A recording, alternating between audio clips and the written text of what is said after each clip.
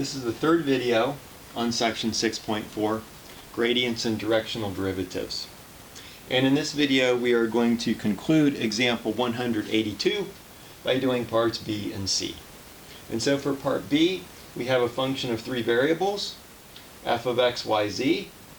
We have xy cubed plus 2yz minus e to the x.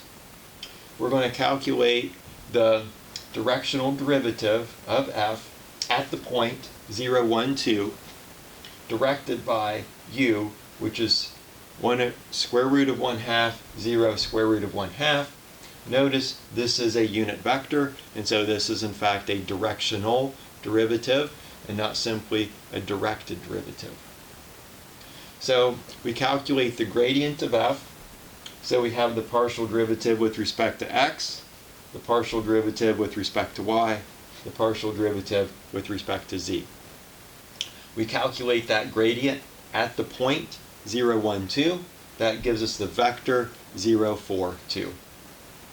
And so the directed derivative of f at the point 0, 1, 2, directed by u, is simply the dot product of the gradient and the vector. And so we have 0 plus 0 plus 2 divided by square root of 2, which is square root of 2. Remember, directed derivative is a number. This is a dot product of two vectors. Dot product is a number. For part C, we can take a little bit of a shortcut. We have a function of three variables again.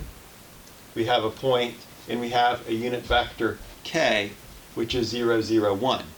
Now, notice when you take a dot product of any vector with k, it's going to be 0 plus 0 plus the third component of your vector, right?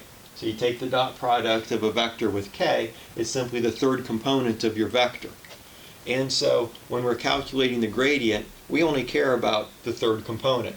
So we'll just calculate the partial derivative with respect to z. And the partial derivative with respect to z, evaluated at the point 1, negative 6, 4, is equal to 3. And so the gradient of f at the point 1, negative 6, 4, which we never calculated, but this dot product with 0, 0, 1 is simply the third component of this vector, which happens to be 3, because f sub z at this point is 3. So this dot product is 3. We know that without actually knowing what the gradient is.